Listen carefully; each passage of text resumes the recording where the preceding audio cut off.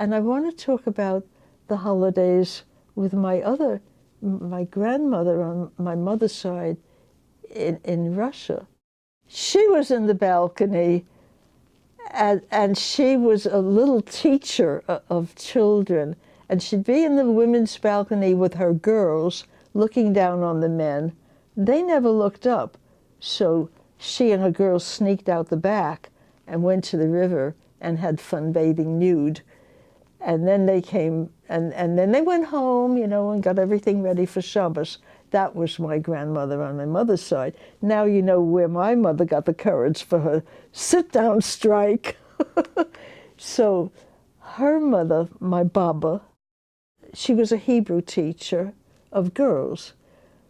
So when she needed money in America, she would go to the cemetery, and she would, at Yahrzeits, and she would pray over the grave. Now, everybody else who did that was a man, and she went as a woman, and people chose her because it was so unusual and so interesting. And then the families got to know that she was a beautiful, she said beautiful things. She was very, very, she was very, very good at the graveside in capturing the sadness of death and the and say good things about life and the future of the people she would join.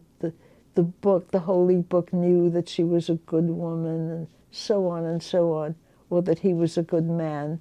She'd do the men as well. And so that was my Bobe. And it's through the Depression she made money that way. And she also sold pickled herring in her building to her neighbors, and she also sold sour pickles.